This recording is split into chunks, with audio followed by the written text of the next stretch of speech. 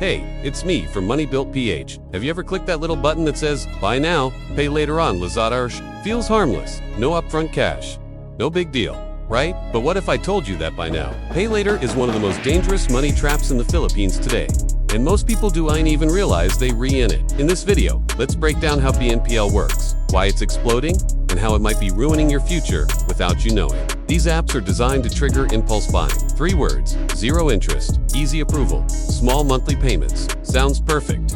Until you start stacking multiple purchases, that Philippine peso 800 here, Philippine peso 1,200 there, suddenly you're paying Philippine peso 6,000 per month and don't know why you're broke. How many times have you added something to cart? Check out, and then pause when you see the total amount due. Most of us are guilty of this. We've all been there. You'd rather divide the amount into 3, 6, or 12 months with zero interest than pay the full price outright. That way, you can go home with the item you want and deal with the financial obligation later. Welcome to the world of Buy Now, Pay Later, also known as BNPL. And yes, it's sweeping the nation. According to a study by global market research firm Euromonitor International, the number of Filipinos who use BNPL services increased by 36% from 2020 to 2021. Another report by online business platform Lazada reported that their BNPL adoption grew by 10x in 2021. And a recent Pulse Asia survey found out that 1 in 3 Filipinos have tried using a BNPL service.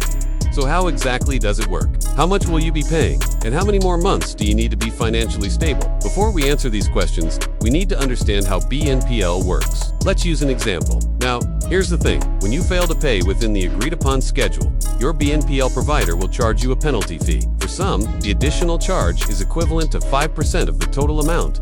If you failed to pay Philippine peso 1,250, you'll be charged an additional 62.50 pay. Now, imagine getting hit with multiple penalty fees.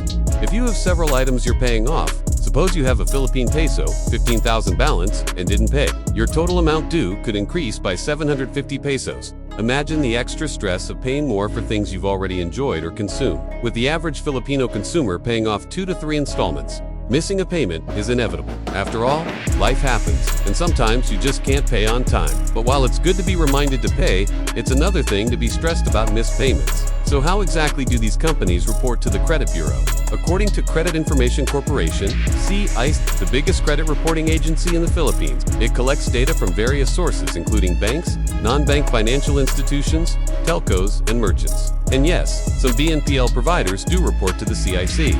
The thing is, there isn't a single law requiring BNPL providers to report your installment payments to the credit bureau. But if they choose to do so, they may send your data to the CIC after you've been delinquent for 30 days. Once reported, your credit score may be affected depending on how many accounts are already delinquent. Here's the thing. A lot of people are taking on too many financial obligations thinking that it is harmless because it is interest-free. It might be tempting to think, I'll pay for it later, but you need to remember that there's always a cost to paying later. It could mean paying a higher price for something you really need. Or it could mean hurting your credit score because you keep missing payments. Worse, it could mean drowning in debt. Financial abuse is real, especially when you don't set boundaries. Remember that when you click buy now, pay later, you're essentially borrowing money for things you can't afford and calling it convenience. So why is everyone still doing it? Aside from the fact that it's seemingly harmless, another reason is because a lot of people don't know how to say no to sales and discounts. They get tempted by marketing schemes that promise them hala salute.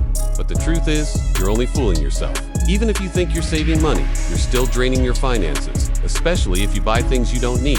The problem with succumbing to such temptations is that eventually you will run out of money and find yourself being trapped in the cycle of poverty. That's because poor people finance liabilities, while rich people finance assets. Liabilities are things that drain your bank account like rent, phone plans, and subscriptions. Assets are things that put money in your bank account like stocks, bonds, and equipment. Let's look at this example. 2 people, both working in the same company, the same salary, the same responsibilities. Person A spends everything he earns on liabilities like expensive clothes, a car, and nights out with friends. Meanwhile, Person B prioritizes paying off his debts and invests in assets like stocks and equipment for his side hustle. Which person do you think will be able to retire earlier? Who do you think will have more financial stability?